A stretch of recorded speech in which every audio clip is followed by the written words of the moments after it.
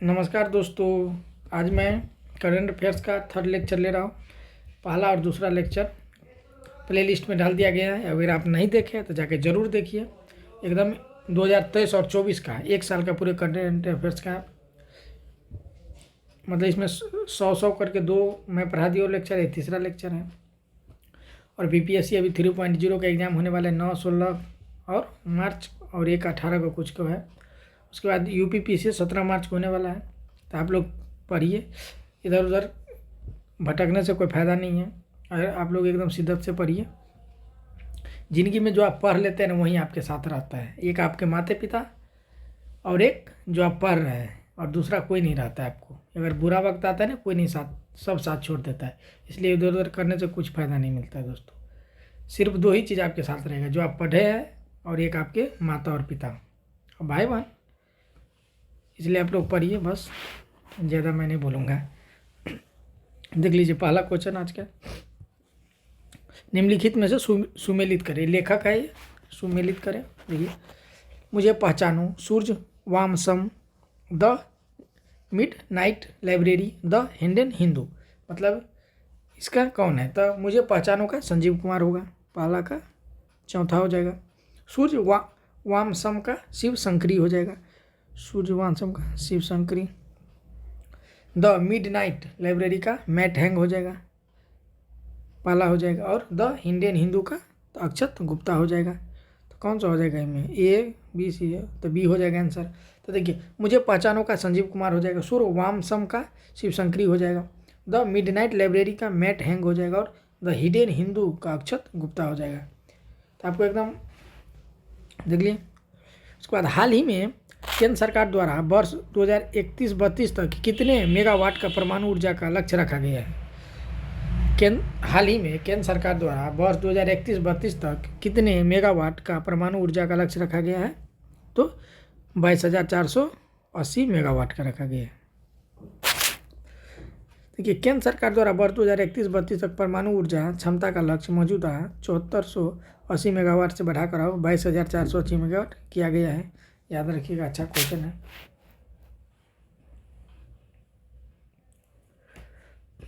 हाल ही में केंद्रीय मंत्री अमित शाह द्वारा पानसर तालाब का, किस तालाब का? पानसर तालाब का लोकार्पण गुजरात में किया गया। पानसर तीर्थ किस धर्म का प्रसिद्ध तीर्थ स्थल है? इंपॉर्टेंट क्वेश्चन है दोस्तों, इसको देख लीजिएगा। तो ये है जैन धर्म का है। देखिए, यह गुजरात में मेहसाना में स्थित है। यह गुजरात के मेहसाना में स्थित है। यह जैन धर्म का प्रसिद्ध मंदिर भगवान महावीर को समर्पित है। आप याद रखिएगा। हाल ही में उत्तर प्रदेश का पहला उन्नत बाल चिकित्सा केंद्र किस शहर में खोला गया है? हाल ही में उत्तर प्रदेश का पहला उन्नत बाल चिकित्सा केंद्र किस शहर में खोला गया है? तो ये लखनऊ में खोला गया। देखिए, उत्तर प्रदेश कैबिनेट ने राज्य के उद्घाटन उन्नत बाल चिकित्सा केंद्र स्थापना के प्रस्ताव का समर्थन किया है। इस केंद्र की स्थापना लखनऊ के संजय गांधी स्नातकोत्तर आयुर्विज्ञान संस्थान SGPGI में की जाएगी। देश के किस उच्च न्यायालय में हाल ही में, ये भी अच्छा क्वेश्चन, देश के किस उच्च न्यायालय में हाल ही में जिला और तहसील अदालतों की पहली लाइव सुनवाई हुई है? किसकी हुई है? तो मध्य प्रदेश में हुई है। देखिए, मध्य प्रदेश के उच्चतम न्यायालय जिला तहसील अदालतों की देश की पहली लाइव सुनवाई किया गया है। हाल ही में कैम्ब्रिज डिक्शनरी द्वारा किस वर्ड को वर्ड ऑफ ईयर घोषित किया गया? हाल ही में कैम्ब्रिज डिक्शनरी द्वारा किस वर्ड को वर्ड ऑफ द ईयर घोषित किया गया है? तो AI को, C को। कैम्ब्रिज डिक्शनरी द्वारा वर्ष 2023 में AI यानी आर्टिफिशियल इंटेलिजेंस को वर्ड ऑफ द ईयर घोषित किया है। किसको? आर्टिफिशियल इंटेलिजेंस को वर्ड ऑफ द ईयर घोषित किया है। हाल ही में कहाँ पर विश्व में सबसे पुराने ज्ञात प्रांतीय जिले की खोज की गई है? कहाँ की गई है? साइबेरिया में की गई है। कहाँ की गई है? साइबेरिया में। पुरातत्वविदों ने पश्चिमी साइबेरिया के अमन्या जिले को सबसे पुराना ज्ञात किला बताया है। हाल ही में प्रधानमंत्री मोदी द्वारा विश्व के सबसे बड़े कार्यालय परिसर का उद्घाटन कहाँ किया गया है? कहाँ किया गया? सूरत में। प्रधानमंत्री नरेंद्र मोदी द्वारा आज यानी 17 दिसंबर को गुजरात में बने सूरत डायमंड फोर्स बिल्डिंग का उद्घाटन किया गया है। इसमें 45,000 से ज़्यादा दफ्तर हैं। सोच लीजिए कितना बड़ा होगा ये। हाल ही में किस राज्य में भारत की पहली जायरोकॉप्टर एयर सफारी सेवा का परीक्षण किया गया है? तो क्या किया गया? उत्तराखंड में। देश की पहली हिमालय एयर सफारी उत्तराखंड पर्यटक ने जायरोक्राफ्ट एडवेंचर की शुरुआत की है। IIT रोपर के शोधकर्ताओं द्वारा किस नदी की रेत में दुर्लभ धातु टेटलम की खोज की गई है? टेटलम की खोज की गई है तो कहाँ की गई है? सतलज नदी की धातु से। देख लिए, सतलज नदी। ऑक्टोसाइट टैबलेट किस बीमारी के इलाज हेतु विकसित किए गई है? ऑक्टोसाइट टैबलेट किस बीमारी के इलाज के लिए विकसित किए गए हैं? तो सी है, पेल्विक कैंसर के लिए। ऑक्टोसाइट टैबलेट के विशेष रूप से रेडियोथेरेपी प्रेरित सिस्टिसम पीड़ित पेल्विक कैंसर रोगियों के उपचार में उल्लेखनीय परिणाम देखने को मिले हैं।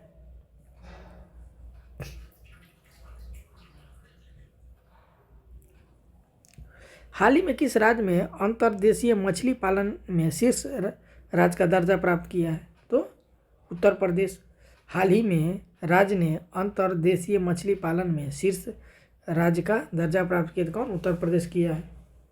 उत्तर प्रदेश ने अंतर्देशीय मछली पालन में पूरे देश में प्रथम स्थान हासिल किया है। हाल ही में अमेरिकी खाद्य एवं औषधि प्रशासन द्वारा चिकनगुनिया की पहली वैक्सीन की मंजूरी इसका क्या नाम है? तो इसका नाम है इक्सचिक। अमेरिकी खाद्य एवं प्रौद्योगिकी चिकनगुनिया का इसका क्या नाम है? इक्सचिक। हाल ही में चक्रवात मिधिली बांग्लादेश से टकराया। इस चक्रवात का नाम किस देश ने रखा? यह इंपॉर्टेंट क्वेश्चन है, इसको देख लीजिएगा। हाल ही में चक्रवात मिधिली बांग्लादेश से टकराया। इस चक्रवात का नाम किस देश ने रखा? तो मालदीव ने रखा। ये भी पूछ सकता है कहाँ से उठा, मालदीव ने रखा। तो मिधिली का नाम मालदीव द्वारा रखा गया था, जिसका धीवेही में अर्थ विशाल पेड़ है। जिसका धीवेही में अर्थ क्या है? विशाल पेड़ है। उत्तरकाशी में सिलकावारा सुरंग दुर्घटना से सुरंग में फंसे मजदूरों को बाहर निकालने के लिए उत्तराखंड सरकार द्वारा चलाए गए ऑपरेशन का नाम था, क्या था? तो बी, ऑपरेशन जिंदगी। आप लोग अभी जो उत्तराखंड में जो आ गया था भूखलन, जो सुरंग बना रहा था उसमें जो फंस गया था, उस ऑपरेशन में जो निकालने के लिए, तो उसको ऑपरेशन का नाम क्या रखा गया? तो यहाँ पर रखिए ऑपरेशन जिंदगी। तो ये किस जिला में था? तो उत्तरकाशी जिला उत्तराखंड के सिलकवारा सुरंग का क्या नाम था? सिलकवारा सुरंग। ये भी याद रखिएगा। सुरंग दुर्घटना से 41 मजदूर सुरंग में फंस गए थे। इन फंसे हुए मजदूरों को बाहर निकालने के लिए ऑपरेशन जिंदगी चलाया गया था। बहुत अच्छा क्वेश्चन है। इस बचाव अभियान में ऑस्ट्रेलिया के टर्नलिंग एक्सपर्ट एनालिटिक्स का महत्वपूर्ण योगदान रहा था। विदेशों से कुछ लोगों को बुलाया गया था। मिट्टी कैफे के संदर्भ में निम्नलिखित कथनों पर विचार करें। मिट्टी कैफे के संदर्भ में इसका उद्घाटन भारत के उच्च न्यायालय के परिसर में किया गया। यह कैफे पूर्णतः दिव्यांग कर्मचारियों से संचालित है। तो पहला और दूसरा दोनों सही है, मतलब उत्तर सी होगा। इसका उद्घाटन भारत के उच्च न्यायालय के परिसर में हुआ, सही बात है। यह कैफे पूर्णतः दिव्यांग कर्मचारियों के संचालित है, जी दोनों सही है। ठीक है। सुप्रीम कोर्ट परिसर में मिट्टी कैफे खोला गया है, जिसका खासियत यह है कि इसे दिव्यांग कर्मचारियों द्वारा संचालित किया जाएगा। किस कंपनी द्वारा हाल ही में विश्व का पहला पोत से पोत LNG हस्तांतरण सफलतापूर्वक निष्पादन किया गया है? तो गेल इंडिया लिमिटेड द्वारा। देश की अग्रणी gas company gas authority of India limited GAIL ने दुनिया के पहले पोत तरलकृत प्राकृतिक गैस LNG हस्तांतरण को सफलतापूर्वक निष्पादन किया है।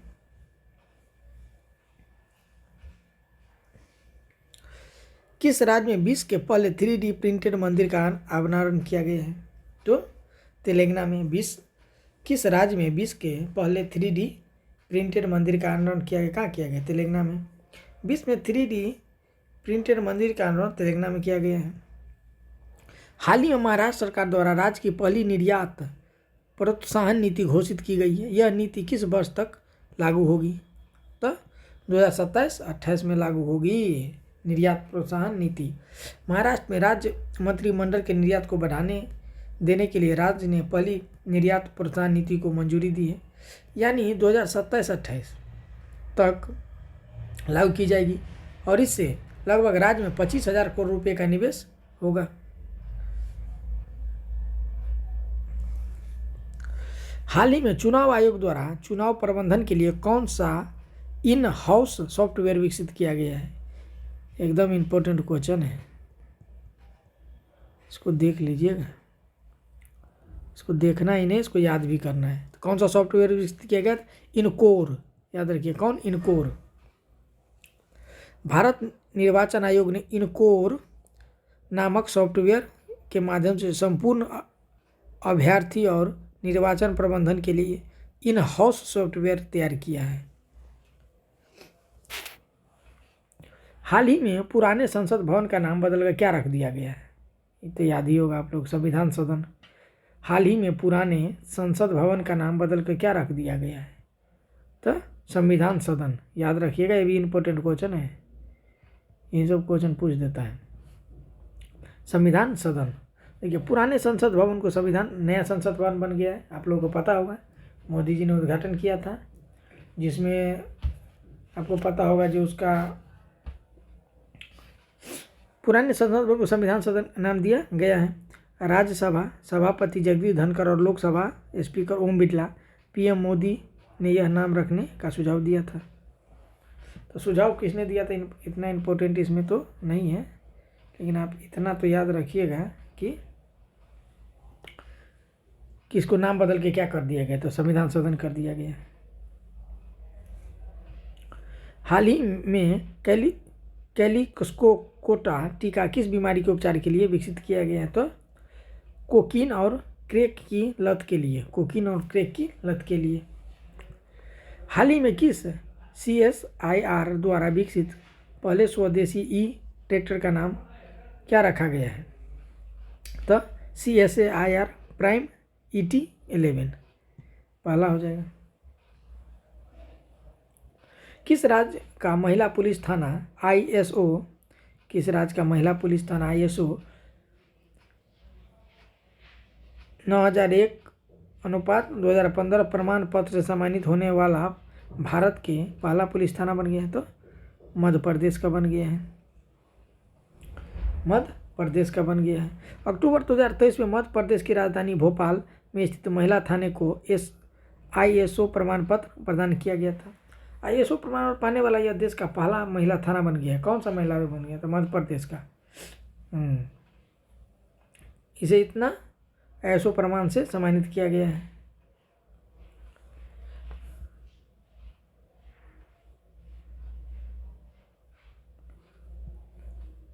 हाल ही में किस भारतीय शहर में भारत का पहला कृषि डाटा एक्सचेंज लॉन्च किया गया?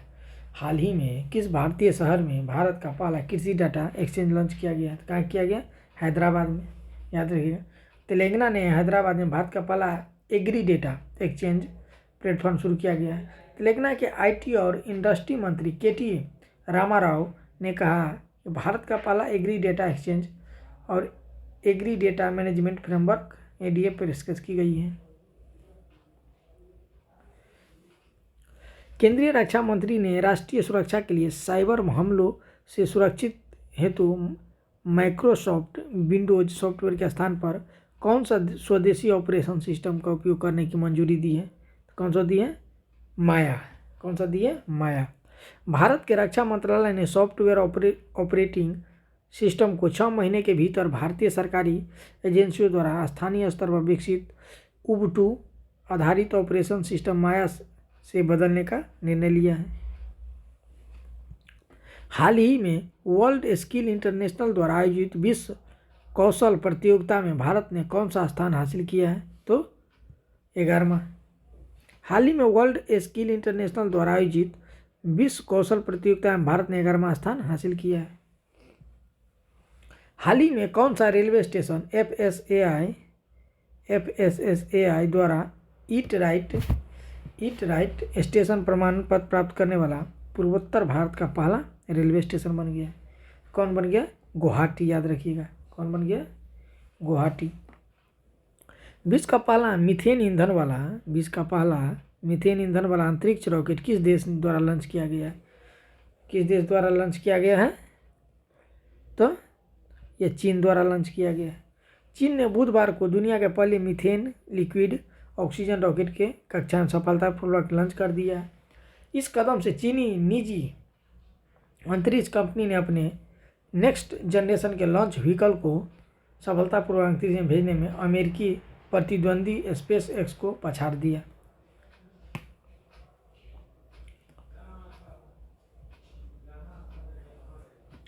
जुलाई 2023 में ओडिशा सरकार द्वारा किस भाषा को भारत के संविधान की 8वीं अनुसूची में शामिल करने की सिफारिश की गई है?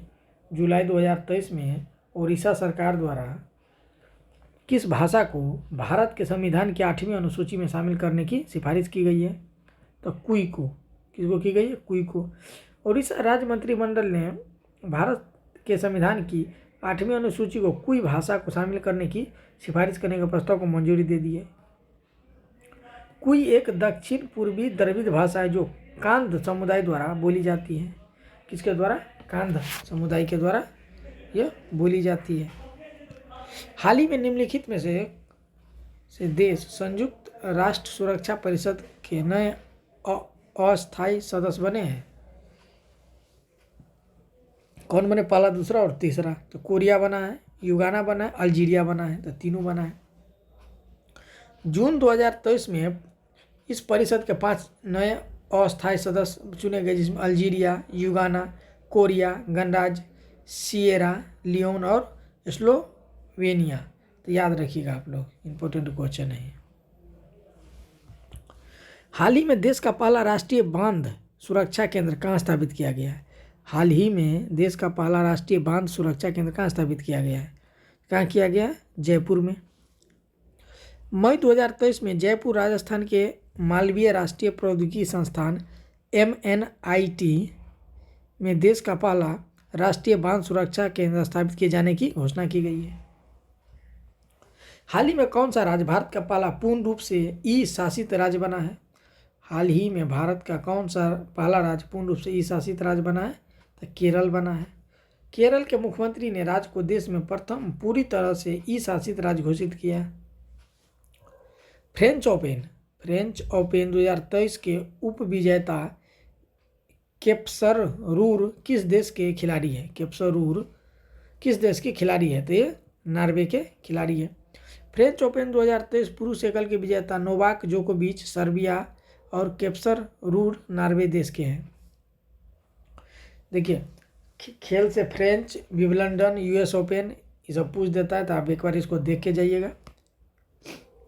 विंबलडन 2023 में महिला युगल स्पर्धा की विजेता रही है। महिला युगल स्पर्धा की विजेता कौन है? सी सू वेई और बारबोरा स्टोइकोवा रही है। बी आंसर होगा।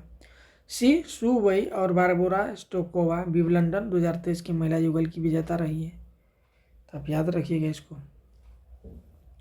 हाल ही में नोलेड द्वारा विश्व की पहली तरल हाइड्रोजन संचालित नौका कौन सी है? हाल ही में नोलेड द्वारा विश्व की पहली तरल हाइड्रोजन संचालित नौका कौन सी है? तो डी MF हाइड्रा। कौन है? MF hydra. नॉर्वेजियन कंपनी नॉलेड द्वारा शुरू की गई विश्व की पहली तरल हाइड्रोजन संचालित नौका फेरी का नाम MF हाइड्रा है। 37वें राष्ट्रीय खेल 2023 शुभंकर था। क्या था इसका? मोगा था। मोगा राष्ट्रीय खेल 2023 का शुभंकर मोगा एक भारतीय बाइसन है। 37वें राष्ट्रीय खेल 2023 का आयोजन गोवा में 29 अक्टूबर 2023 से 9 नवंबर 2023 के मध्य किया गया है। विश्व का पहला इंट्राजेनल कोविड-19 टीका कौन सा है? इंट्राजेनल कोविड टीका कौन सा है? तो इनकोवैक है। कौन सा है? इनकोवैक। इनकोवैक विश्व का पहला इंट्रोनेजल कोविड-19 टीका है। इसे भारत बायोटेक द्वारा विकसित किया गया। ये पूछ सकता है किसके द्वारा विकसित किया गया? तो भारत बायोटेक द्वारा। 19वें एशियाई खेलों में भारत ने कितने स्वर्ण पदक जीते हैं? 19वें एशियाई खेलों में भारत ने कितने स्वर्ण पदक जीते हैं? तो 28, याद रखिएगा। निम्नलिखित कथनों पर विचार कीजिए। 2023 में चौथी बार भारत ने आईसीसी पुरुष ओडीआई विश्व कप मेजबानी की। 2023 में पहली बार आईसीसी पुरुष ओडीआई विश्व कप के सभी मैच का आयोजन भारत में किया गया। 2023 आईसीसी पुरुष ओडीआई क्रिकेट विश्व कप का आधिकारिक गीत दिल जश्न बोले था। 2023 आईसीसी पुरुष ओडीआई क्रिकेट विश्व कप में कुल 8 देशों ने भाग लिया। इसका उत्तर हो जाएगा सी, केवल 3 हो जाएगा। 19वें एशियाई खेलों से संबंधित निम्न कथनों पर विचार कीजिए। हरप्रीत सिंह और मेरी कॉम उद्घाटन समारोह के दौरान भारतीय दल के ध्वजवाहक थे। ई स्पोर्ट्स को पदक खेलों के रूप में पहली बार शामिल किया गया। चीन ने सर्वाधिक पदक जीतकर शीर्ष स्थान प्राप्त किया। कौन होगा? बी होगा, केवल 2 होगा।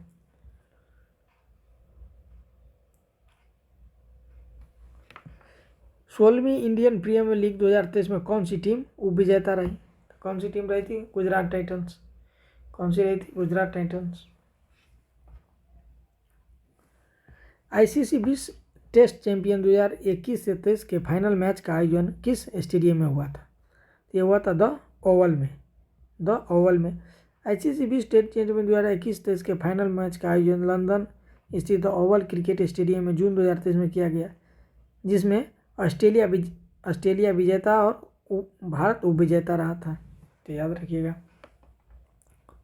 आईपीएल 2024 के मिनी ऑक्शन में कौन सा खिलाड़ी आईपीएल इतिहास का सबसे महंगा खिलाड़ी बन गया है इस बार? तो मिचेल स्टार्क। ऑक्शन में कौन बन गया? Mitchell Starc.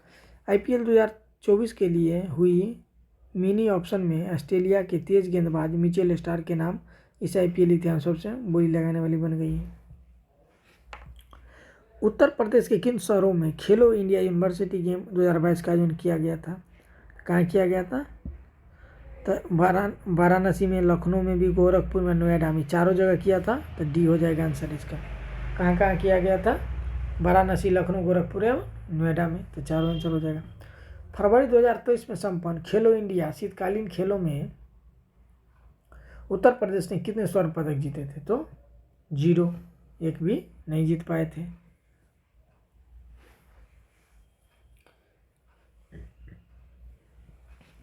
खेलो इंडिया यूथ गेम 2022 का आधिकारिक गीत क्या था? खेलो इंडिया यूथ गेम 2022 का आधिकारिक गीत क्या था? तो हिंदुस्तान का दिल धड़का दो। हिंदुस्तान का दिल धड़का दो। हिंदुस्तान का दिल धड़का दो यह खेलो इंडिया यूथ गेम 2022 का आधिकारिक गीत रहा। फिफ्थ हॉकी पुरुष विश्व कप 2023 में कौन सर्वश्रेष्ठ खिलाड़ी रहा? फिफ्थ में तो निकलाउस वेलेन रहा था। निकलाउस वेलेन रहा। हाल ही में टेनिस प्रीमियर लीग 2023 का आयोजन भारत के किस शहर में किया गया था?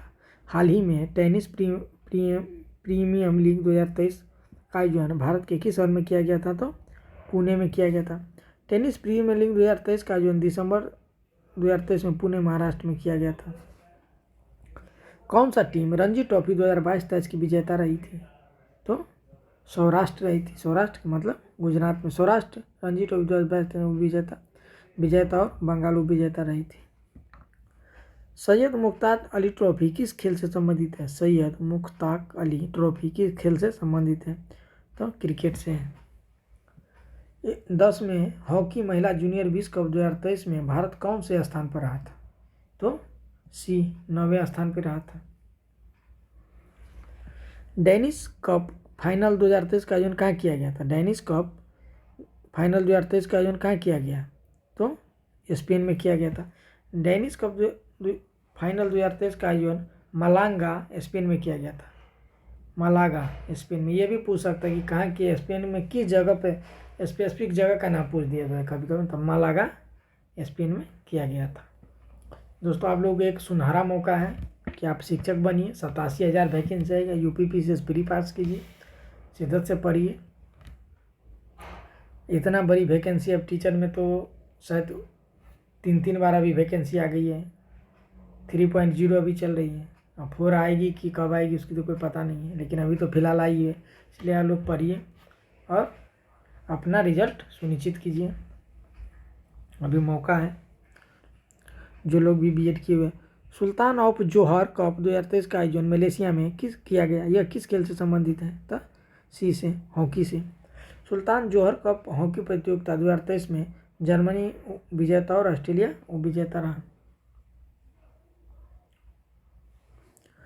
जनवरी 2024 में घोषित आईसीसी पुरुष 2022 में आईसीसी वर्ष का सर्वश्रेष्ठ पुरुष T20 क्रिकेटर किसे चुना गया है? तो किसे चुना गया? सूर्य कुमार यादव को। आईसीसी वर्ष 2022 का सर्वश्रेष्ठ पुरुष की T20 सूर्य कुमार रहा है। वर्ष 2023 में ग्लोबल शतरंज लीग 2023 का पहला संस्करण कहाँ आयोजित किया गया है? तो दुबई में।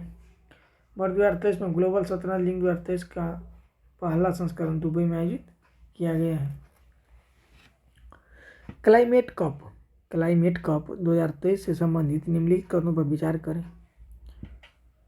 इसका आयोजन लद्दाख में किया गया। जी हाँ, लद्दाख में किया गया था। भारत का यह पहला शून्य पॉलीथीन फुटबॉल टूर्नामेंट है। जी, दोनों सही है। तो कौन हो जाएगा? सी। अगर ये भी इम्पोर्टेंट क्वेश्चन है तो इस सबको क्वेश्चन को पढ़िए और पीडीएफ में एक नाम सुनिश्चित कीजिए। हर माँ बाप को सपना होता है कि मेरे बच्चे को जॉब लगे। बच्चे को भी चाहिए कि कम से कम अपने माँ बाप को सर झुकने न दे, हौसला बुलंद करे। पैसे आएंगे तभी तो उसको शौक़ पूरा होगा। दोस्तों, घुमा पाइएगा कि चलिए कहीं घुमा के ले आते हैं। पैसे ही नहीं रहेंगे तो कैसे होगा? तो ज़िंदगी में पैसे भी उतना ही मैटर करता है जितना मैटर शिक्षा करता है। तो शिक्षित पढ़िएगा तभी तो पैसे आएंगे फिर। इसलिए आप लोग अच्छे से पढ़िए और रिजल्ट लाइए। किसे BCCI sports personality of the year 2023 घोषित किया गया है? तो सी, मेरी यरप्सन को। एशिया कुश्ती चैंपियनशिप 2023 में भारतीय स्वर्ण पदक विजेता रहा है? कौन रहा है? एशियाई कुश्ती चैंपियनशिप 2023 में भारतीय स्वर्ण पदक विजेता रहा है? कौन सा रहा है? अमन शेरावत रहा है। कौन रहा है? अमन शेरावत रहा है। निम्नलिखित कदमों पर विचार करें। भारतीय ई स्पोर्ट्स महासंघ ESFI निर्देशक हैं? तो हाँ जी, ये निर्देशक हैं। सही है। अंतर्राष्ट्रीय ई स्पोर्ट्स महासंघ FI को उनको 3 वर्षों के लिए अपनी सदस्य समिति सदस्य चुना गया है? नहीं। तो पहला होगा लोकेश सूजी भारतीय ई स्पोर्ट्स महासंघ FI के निर्देशक तथा एशिया स्पोर्ट्स महासंघ FI के उपाध्यक्ष हैं। निम्नलिखित में से कौन सी सही सुमेलित नहीं है? निम्नलिखित में से कौन सही सुमेलित नहीं है? तो राइडर कप 2023 टीम यूरोप थी। सही है। विश्व गोल्फ चैंपियनशिप 2023 सेम बॉर्न। सही है। Indian open 2023 Aditya Ashok. गलत है। विश्व गोल्फ चैंपियनशिप 2023 सेम बॉर्न, ये भी सही है। तो आंसर सी हो जाएगा, नहीं होगा। जुलाई 2023 में तैराक नॉर्थ चैनल पार करने वाला विश्व का पहला कौन बन गया? पहला तैराक बना है तो कौन बना है? अंशुमान झिंगरन खतरनाक नॉर्थ चैनल को पार करने वाले दुनिया के सबसे कम उम्र के युवा समुद्र तैराक बन गए हैं। तो याद रखिए। भारतीय खेल इतिहास में पहली बार किस महिला हॉकी खिलाड़ी के नाम पर स्टेडियम का नाम रखा गया है? भारतीय खेल इतिहास में पहली बार किस महिला हॉकी खिलाड़ी के नाम पर स्टेडियम का नाम रखा गया है? तो रानी रामपाल के नाम पर। याद रखिए, ये भी अच्छा क्वेश्चन है। रानी रामपाल के नाम पर। भारतीय महिला टीम के पूर्व कप्तान रानी रामपाल ने के नाम पर रायबरेली में भारतीय रेलवे आधुनिक कोच फैक्ट्री स्टेडियम का नाम बदलकर रानी की गर्ल्स हॉकी टर्फ कर दिया गया है। इसी का साथ रानी भारतीय पहली महिला हॉकी खिलाड़ी बन गई है जिसके नाम पर स्टेडियम है। हाल ही में किसे भारतीय ओलंपिक संघ की पहली महिला अध्यक्ष चुना गया है? हाल ही में किसे भारतीय ओलंपिक संघ की पहली महिला अध्यक्ष चुना गया? किसे चुना गया? पीटी उषा को। पीटी उषा को। पीटी उषा भारत के राष्ट्रीय ओलंपिक संघ की प्रमुख बनने वाली पहली महिला बन गई है। हाल ही में एशियाई तलवारबाजी चैंपियनशिप में कोई पदक जीतने वाली पहली भारतीय तलवारबाज बनी है? कौन बना? भवानी देवी। राष्ट्रीय खेल पुरस्कार 2023 के संबंध में निम्नलिखित कथनों पर विचार करें। तो मोहम्मद शमी को 2023 का अर्जुन पुरस्कार सम्मानित किया गया। हाँ जी, आप देखे होंगे, अगर पेपर पढ़े होंगे तो राष्ट्रपति महामहिम द्रौपदी मुर्मू जी इसको ये पुरस्कार, आप हाल ही फिलहाल का एक खबर है, कोई पुराना 15-20 दिन पहले का खबर है, 2023 शायद जनवरी का खबर है, ये अभी फरवरी चल रहा है 24, तो कितना 1 महीने पहले का खबर है। चिराग शेट्टी को मेजर ध्यानचंद पुरस्कार सम्मानित किया जी, दोनों को दिया गया है, तो ऑप्शन हो जाएगा सी।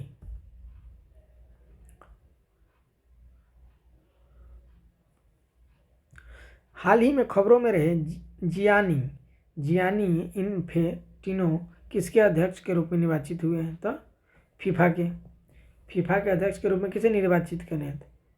तो जियानी इन्फेंटिनो को फीफा के अध्यक्ष के रूप में नामित किया गया है। हाल ही में खेलो इंडिया पैरा गेम्स 2023 का आयोजन कहाँ किया गया है? कहाँ किया गया? नई दिल्ली में। दिसंबर 2023 में नई दिल्ली में खेलो इंडिया पैरा गेम्स 2023 का आयोजन किया गया है। 23 वर्ष 50 सितंबर 2023 में उत्तर प्रदेश के किस शहर में डेविस कप 2023 का आयोजन किया गया था? तो लखनऊ में। उत्तर प्रदेश में लगभग 23 वर्षों के बाद डेविस कप के रूप में एक अंतर्राष्ट्रीय प्रतियोगिता का आयोजन प्रदेश की राजधानी लखनऊ में किया गया था। 69वीं नेहरू ट्रॉफी बोट रेस 2023 का शुभांकर क्या था? क्या था?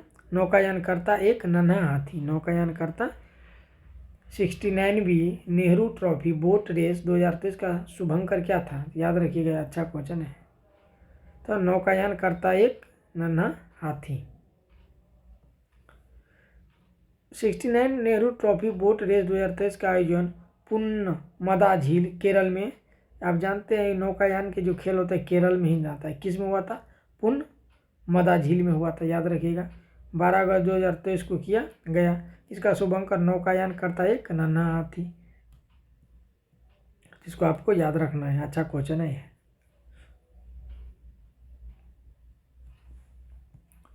जून 2023 में जनजातीय खेल महोत्सव 2023 का आयोजन किस राज्य में किया गया था? जून 2023 में जनजातीय खेल महोत्सव 2023 का आयोजन किस राज्य में किया गया था? ये भी अच्छा क्वेश्चन है। तो उड़ीसा में। सब अच्छा क्वेश्चन है कि थोड़ा ही लोग ये क्वेश्चन सब इम्पोर्टेंट हो जाता है। 9 से 12 जून 2023 के मध्य उड़ीसा के प्रथम जनजातीय खेल महोत्सव का संपन्न हुआ है।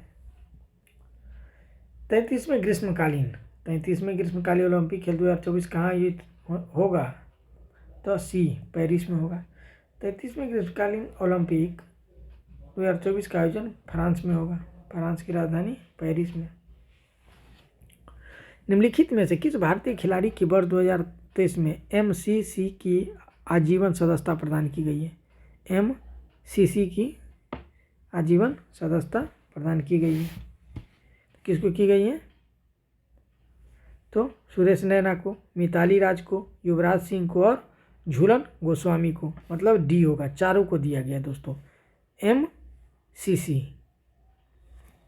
5 भारतीय क्रिकेट खिलाड़ी महेंद्र सिंह धोनी,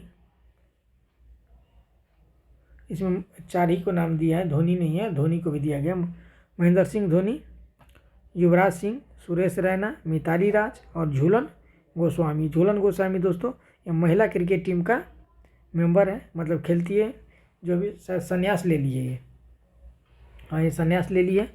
झूलन गोस्वामी ये बॉलिंग करती थी। मेरीलबोर्न क्रिकेट क्लब MCC की मेरीलबोर्न क्रिकेट क्लब MCC की मानद आजीविका सदस्यता प्रदान की गई है 5 अप्रैल 2023 को। समझ गए? किसको? 5 लोगों को दिया गया, याद रखिएगा। कौन सा देश 23 में फीफा फुटबॉल विश्व कप की मेजबानी 2026 में करेगा? अच्छा क्वेश्चन है। कौन सा देश 23 में फीफा फुटबॉल विश्व कप की मेजबानी 2026 में करेगा। कौन करेगा? कनाडा, मैक्सिको और अमेरिका, तीनों देश मिलकर करेगा। कनाडा, मैक्सिको और अमेरिका। 2026 फीफा विश्व कप 2023 फीफा विश्व कप टूर्नामेंट होगा। इसकी मेजबानी कनाडा, मैक्सिको और संयुक्त राज्य अमेरिका ने मिलकर करेगा। दोस्तों, जो यूपीपीसीएस का तैयारी करते हैं उसमें लगभग 30 क्वेश्चन पूछा जाएगा। ये जैसे बीपीएससी का जो तैयारी करते हैं उसमें भी 30 क्वेश्चन पूछा जाता है। जो टीचर का करता है उसमें 15 से 20 क्वेश्चन, उसमें भी करंट का पूछा जाएगा। तो करंट आज के डेट में बहुत इंपॉर्टेंट हो गए हैं। कोई भी एग्जाम हो, करंट का क्वेश्चन तो पूछा जाता है। अगर वीडियो अच्छा लगता है दोस्तों, कम से कम सब्सक्राइब कीजिए। इतना तो आप लोग कर ही सकते हैं। आप लोगों से मैं आशा भी इतना कर सकता हूँ कि अगर अच्छा लगता है तो कर सकते हैं। सब्सक्राइब कीजिएगा तो आपको नोटिफिकेशन जाएगा। हाल ही में उत्तर प्रदेश के पहले भेड़ बकरी पालन केंद्र का लोकार्पण कहाँ किया गया? हाल ही में उत्तर प्रदेश के पहले भेड़ बकरी पालन केंद्र का लोकार्पण कहाँ किया गया? तो कहाँ किया गया? इटावा में। नवंबर 2023 में उत्तर प्रदेश के पहले भेड़ बकरी पालन केंद्र का लोकार्पण इटावा में किया गया है। दिसंबर 2023 में कैश फॉर इक्वेरी घोटाले में संलिप्तता के कारण किस सांसद को लोकसभा से अयोग्य कर दिया गया था? तभी महुआ मोइत्रा को। याद रखिएगा, अच्छा क्वेश्चन है। महुआ मोइत्रा को किस लिए कर दिया था? कैश फॉर क्वेरी के कारण, घोटाले के कारण। तो देख लीजिए, दिसंबर की शुरुआत में महुआ मोइत्रा को पैसे लेकर सवाल पूछने के मामले में लोकसभा से निष्कासित कर दिया गया था। तो अच्छा क्वेश्चन है। किसको? महुआ मोइत्रा को। तो याद रखिएगा, महुआ मोइत्रा को। हाल ही में कौन America international anti corruption champion नामित किया गया है?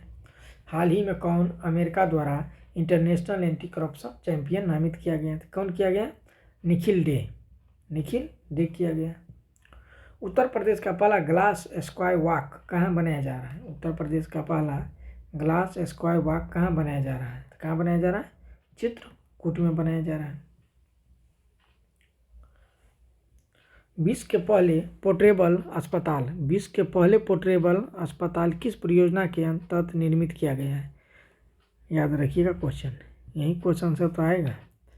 भीष्म परियोजना के तहत बनाया गया। पूछ सकता है कि पोर्टेबल जो अस्पताल बनाया गया किस परियोजना के तहत बनाया गया है? तो भीष्म परियोजना के तहत बनाया गया है। पोर्टेबल अस्पताल को आरोग्य मैत्री क्यूब के नाम से जाना जाता है। देख रहे हैं, इसे भीष्म परियोजना के तहत निर्मित किया गया है। तो 2 क्वेश्चन तो यहीं बन जा रहा है इसमें। हाल ही में जारी क्राइम इन इंडिया रिपोर्ट 2022 के अनुसार प्रति लाख जनसंख्या पर सबसे कम अपराध किस महानगर में दर्ज की गई है? तो कहाँ की गई है? कोलकाता में।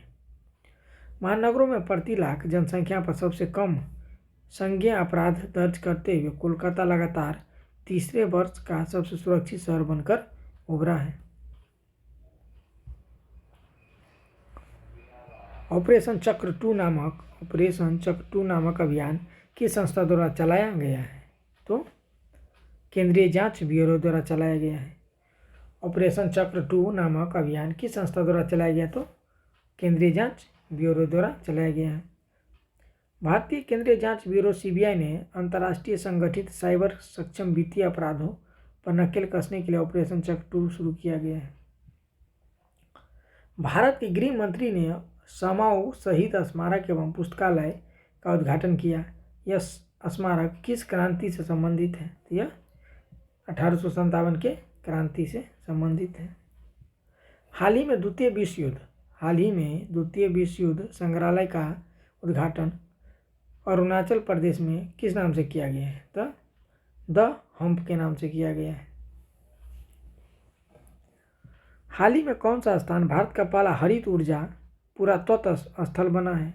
कौन बना है? तट मंदिर।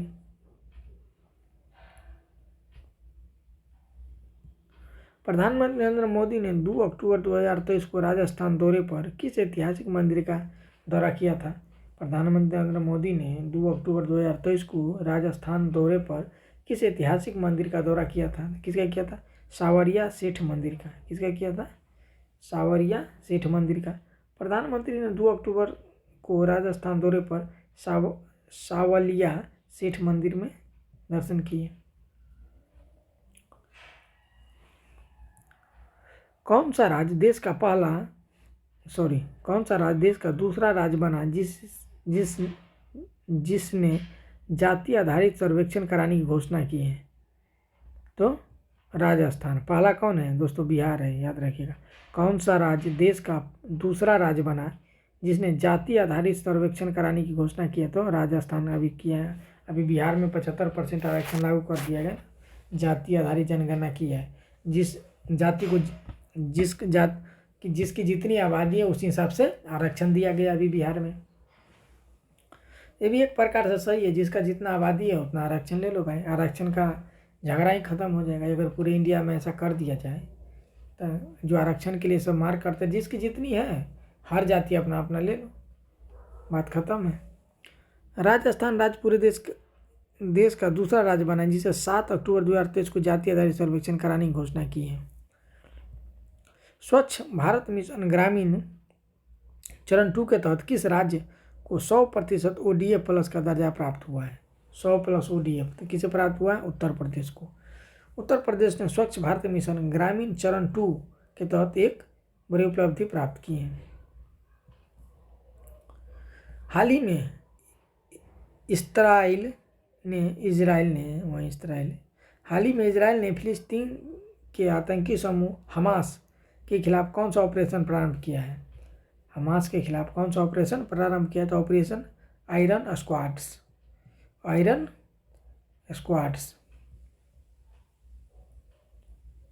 कौन सा किया है? और आयरन स्क्वाड्स।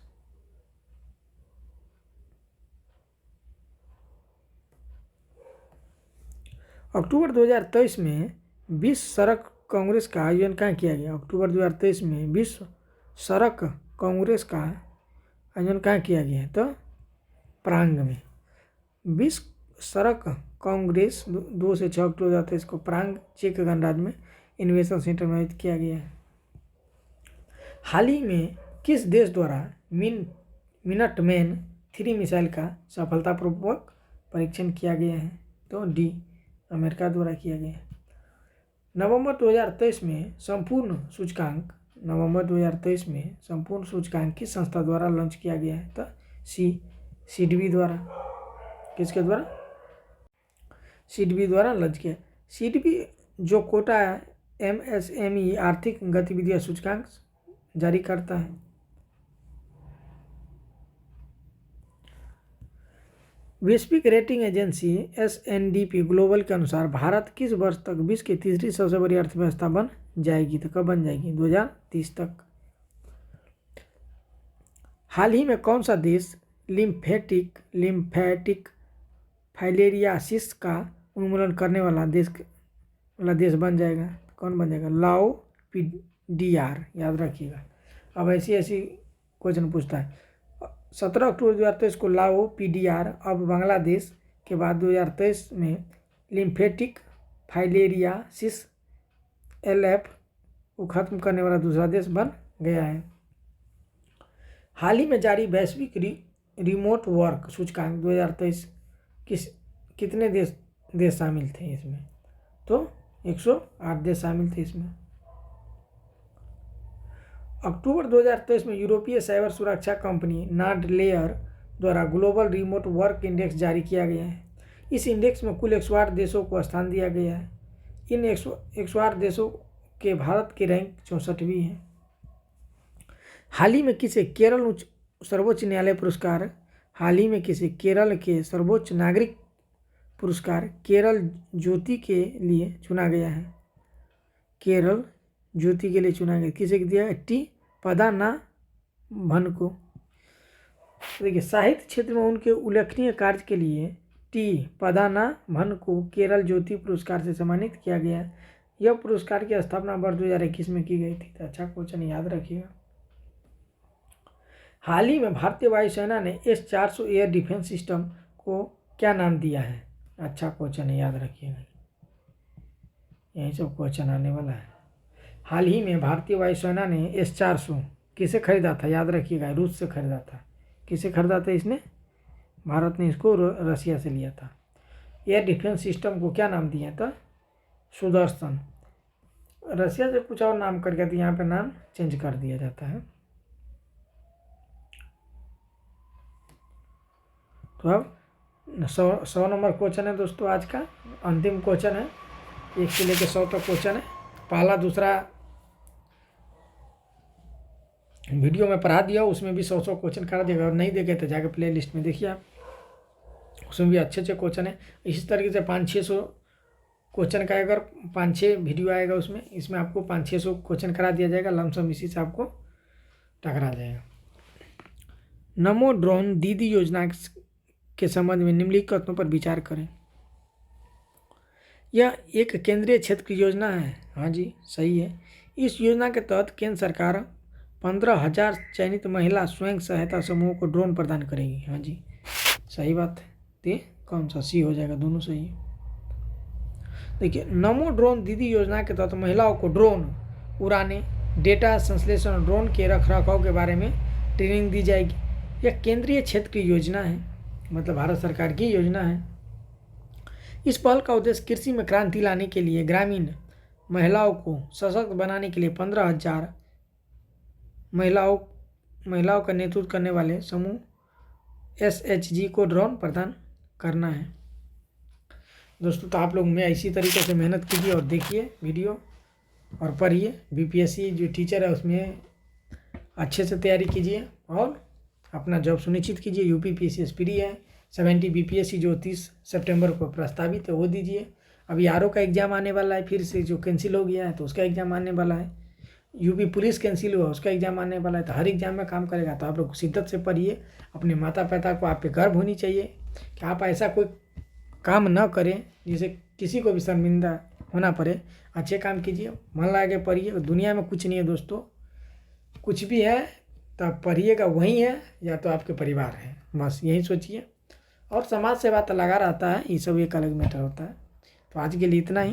अगर वीडियो अच्छा लगता है तो लाइक, सब्सक्राइब और शेयर जरूर कीजिएगा। आप कमेंट जरूर कीजिए